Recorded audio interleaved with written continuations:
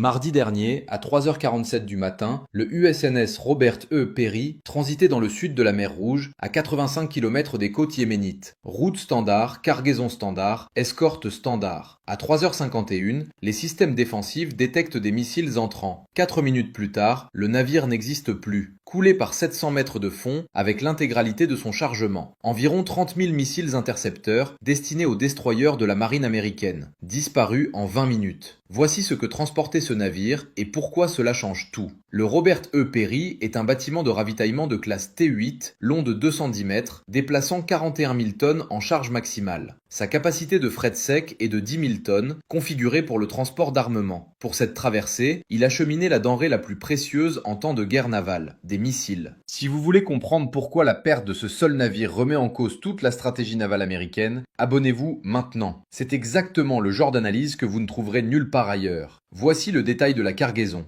Les standards missiles 2, SM-2, missiles de défense aérienne embarqués sur les destroyers Aegis, 2,4 millions de dollars l'unité. Le navire en transportait environ 1200. Les standards missiles 3, SM-3, intercepteurs antibalistiques, 15 millions de dollars pièce, environ 400 à bord. Les standards missiles 6, SM-6, à double emploi anti-aérien et anti-navire. 4,3 millions par unité, estimation 800 missiles. Les Evolved 6 Sparrow ESSM, missiles de défense rapprochés, 1,8 million l'unité, environ 6000, entassés dans la soute avant. Les Rolling Airframe Missiles, RAM, défense de dernier recours, 905 000 dollars pièce, quelques 2500 à bord. Et pour compléter la cargaison, des Tomahawk, des munitions pour canons CIWSS et diverses autres munitions. Valeur totale de l'armement coulé, environ 58 milliards de dollars. Valeur stratégique, irremplaçable dans tout délai pertinent pour ce conflit. Maintenant, examinons ce qui a réellement envoyé le Robert E. Peary par le fond. Parce que comprendre l'arme, c'est comprendre pourquoi les navires logistiques sont devenus des cibles prioritaires. Et pourquoi ils ne peuvent pas être défendus. L'Iran a utilisé une attaque combinée en 2 vagues. Première vague, 3 missiles de croisière anti-navire C-802 de conception chinoise et fabrication iranienne. Ces engins rasent la surface de l'eau entre 10 et 15 mètres d'altitude à vitesse subsonique, tirés depuis des lanceurs mobiles côtiers au Yémen, sous direction iranienne. Les systèmes défensifs du Peary les ont détectés à 35 km. Mais le navire ne dispose que d'une capacité d'autoprotection minimale. 2 tourelles CIWS Phalanx, pas de leurre, pas de guerre électronique. Les navires de ravitaillement sont conçus pour transporter du fret,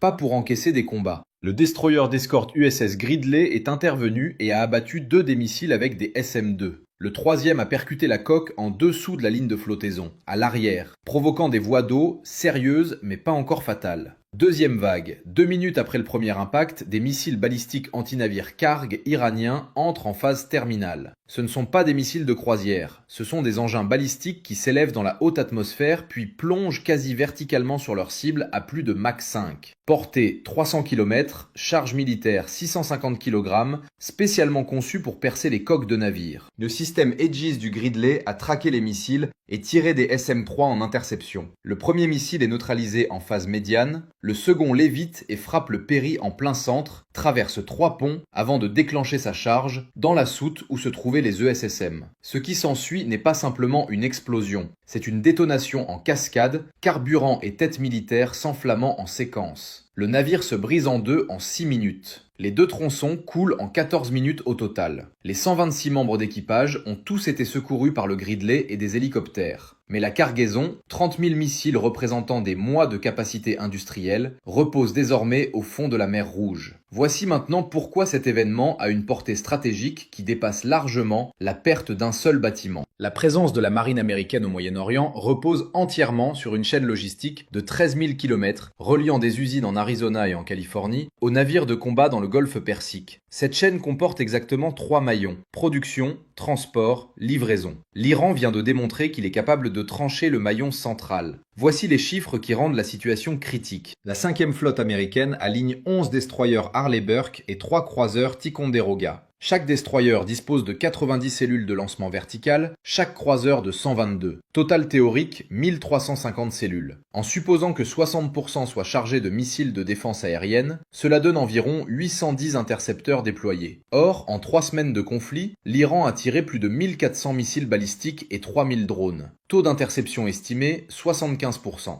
Les navires américains ont déjà consommé quelques 1050 intercepteurs. Les soutes se vident. Le ravitaillement était imminent. Le navire qui le portait vient de couler. Le Robert E. Perry transportait de quoi recharger 2 fois l'ensemble de la flotte. Sans lui, 3 options se présentent. Retirer des navires du théâtre pour se réarmer dans des ports sécurisés, ce qui réduit le bouclier défensif et expose certaines zones à des frappes sans opposition. Maintenir les navires sur zone avec des soutes à moitié vides, en pariant sur une baisse du rythme des frappes iraniennes, ce que tous les renseignements disponibles contredisent. Ou attendre le prochain navire de ravitaillement, attendu dans 3 semaines minimum, pendant lesquelles la flotte opère en état dégradé. Aucune de ces options n'est acceptable. Toutes constituent un échec stratégique. Voici maintenant les délais de remplacement. Raytheon produit 125 SM-2 par an. Le Perry en transportait 1200, soit près de 10 ans de production. La cadence du SM-3 est de 60 unités annuelles. Les 400 perdus représentent 6 ans et demi. Pour le SM-6, 125 par an, 800 perdus, plus de 6 ans. Pour le SSM, 500 unités annuelles pour l'inventaire américain, 6000 coulées, 12 ans. En additionnant l'ensemble et en supposant des lignes de production tournant à plein régime sans aucune autre commande,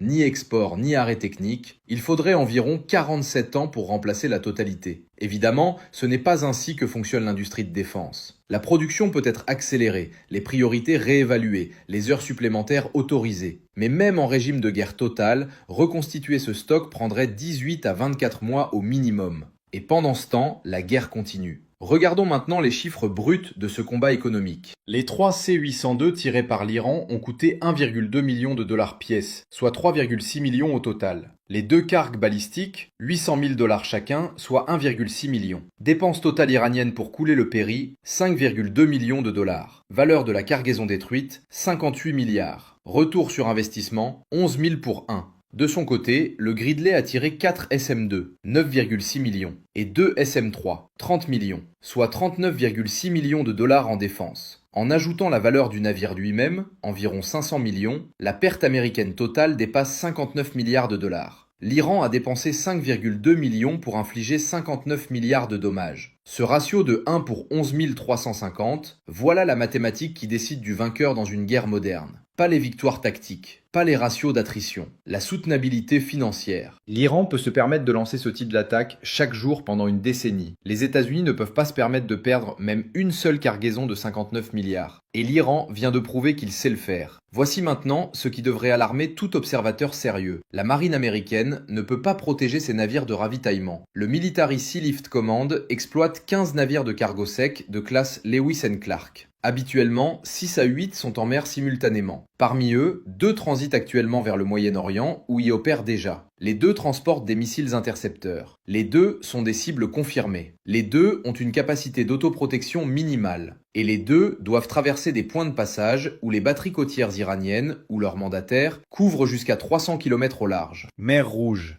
Golfe d'Aden, détroit d'Ormuz. Chaque couloir maritime est sous l'emprise de systèmes d'armes iraniens ou fournis par l'Iran. Un destroyer d'escorte ne peut pas intercepter une attaque saturation. 2 ou 3 destroyers offriraient une meilleure couverture, mais cela exige de les retirer d'autres missions, ce qui dégrade la capacité globale. Et même avec une escorte renforcée, un missile balistique à Mach 5 est extrêmement difficile à abattre. Le SM-3 affiche un taux de réussite annoncé de 80 à 85% en conditions d'essai. En combat réel contre des têtes manœuvrantes, ce taux chute. Il faut plusieurs intercepteurs par cible pour atteindre un niveau de confiance élevé, ce qui signifie que l'escorte brûle ses propres soutes pour protéger le navire logistique. Et quand elle est à court, elle a besoin d'être ravitaillée, ce qui requiert un autre navire de ravitaillement, qui devient une nouvelle cible. C'est la boucle logique qui brise le système entier. Observons maintenant le décalage entre le discours officiel et les actions réelles. Déclaration officielle de la 5e flotte. La perte du USNS Robert E. Perry est un incident tragique. Tous les membres d'équipage ont été récupérés. Nous maintenons des capacités défensives robustes et restons engagés pour la liberté de navigation.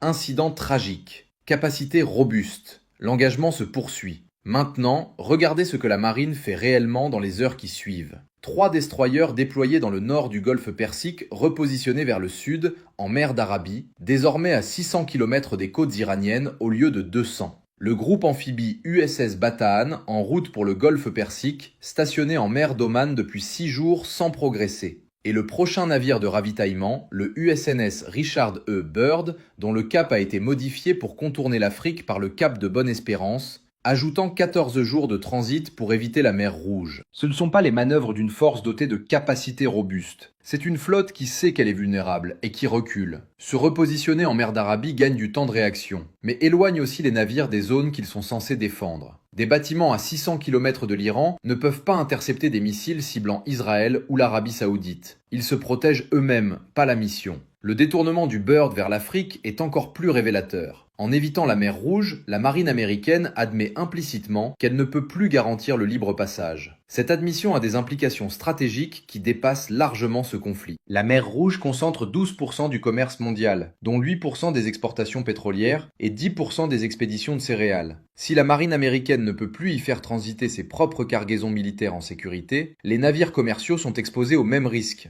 Lloyd's of London a relevé ses primes de risque de guerre de 600%. Les grands armateurs redirigent leur route vers l'Afrique. L'Iran n'a pas seulement coulé un navire, il a fermé une voie commerciale mondiale dont le coût économique pourrait dépasser 500 milliards de dollars annuellement si la situation perdure. Voici désormais les options stratégiques réelles qui se posent à Washington. Option 1. Maintenir la posture actuelle en acceptant les pertes de navires logistiques. Insoutenable. La production industrielle ne peut pas suivre le rythme des destructions. Les soutes de la flotte se vident et à terme les navires se retirent. Non pas parce qu'ils ont été battus au combat, mais parce qu'ils n'ont plus de munitions. Option 2. Renforcer massivement les escortes en affectant 3 à 4 destroyers par navire de fret.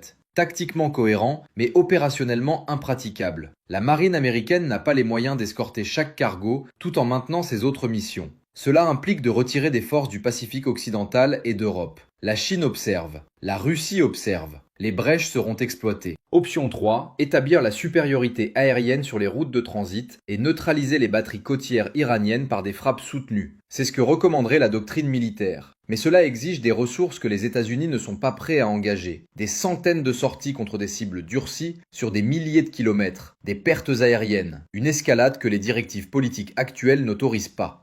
Option 4. Suspendre les transits de navires logistiques et ne ravitailler les unités avancées que dans des ports sécurisés éloignés du théâtre, obligeant ces unités à se replier périodiquement. Cela résout le problème de vulnérabilité des navires en supprimant les transits. Mais cela signifie aussi qu'aucun bâtiment ne reste en station en permanence. La couverture devient intermittente. Les adversaires planifient leurs frappes sur les fenêtres d'absence. Les alliés doutent de l'engagement américain. Chaque option est une forme de défaite, rapide ou lente, reconnue ou camouflée, mais une défaite. Parce que lorsque la logistique devient intenable, la stratégie s'effondre indépendamment des succès tactiques. Un dernier chiffre pour comprendre la trajectoire de cette crise. Les États-Unis disposent de 11 navires de fret sec capables de transporter des missiles. L'Iran possède plus de 2000 missiles de croisière anti-navires et environ 300 missiles balistiques anti-navires dans ses stocks. L'Iran peut remplacer un missile en quelques jours. Les États-Unis ont besoin d'années pour remplacer un navire logistique. Si l'Iran coule des navires de ravitaillement plus vite que les États-Unis ne peuvent en construire, la chaîne logistique se brise de façon permanente. Nous en sommes à un navire coulé en 3 semaines de conflit haute intensité. L'arsenal iranien reste intact. Ils ne sont pas à court de munitions. L'attaque qui a coulé le Perry n'a utilisé que 5 missiles. Il en reste des centaines. Et la Chine les réapprovisionne. Ce détail est absent des déclarations officielles, mais les images satellites de février ont confirmé des cargos chinois livrant des marchandises conteneurisées dans des ports iraniens. Composants de missiles, électroniques, systèmes d'armes complets. La Chine a un intérêt stratégique à voir la logistique navale américaine mise sous pression. Chaque missile tiré par les États-Unis au Moyen-Orient est un missile qui ne sera pas disponible dans le Pacifique occidental. Chaque navire coulé est une leçon sur les vulnérabilités américaines, directement applicable à un scénario taïwanais. La Chine apprend comment vaincre la logistique américaine en regardant l'Iran le faire en temps réel. Et elle l'aide à le faire. Le USNS Robert E. Perry est perdu. 30 000 missiles reposent au fond de la mer Rouge, 58 milliards de dollars se sont évaporés et la marine américaine se replie des eaux qu'elle dominait depuis 80 ans. Non pas parce que des navires iraniens ont battu des navires américains au combat, mais parce que les missiles iraniens ont rendu la logistique américaine impossible. Voilà à quoi ressemble la défaite dans la guerre moderne. Pas brutale, pas soudaine, incrémentale, mathématique. La chaîne logistique cède avant que le front ne s'effondre. Et quand elle cède, tout ce qui reposait sur elle s'effondre avec elle. Nous y assistons en ce moment. La question est de savoir combien de temps s'écoulera avant que les décideurs reconnaissent publiquement ce que leur propre posture opérationnelle révèle déjà. Le Moyen-Orient appartient à celui qui peut y maintenir une présence durable. Et pour l'instant, ce n'est plus l'Amérique. Si cette analyse vous a appris quelque chose que les grands médias ne vous diront jamais, abonnez-vous à la chaîne et activez la cloche. Chaque vidéo connecte les chiffres que personne ne relie pour que vous compreniez ce qui se joue vraiment.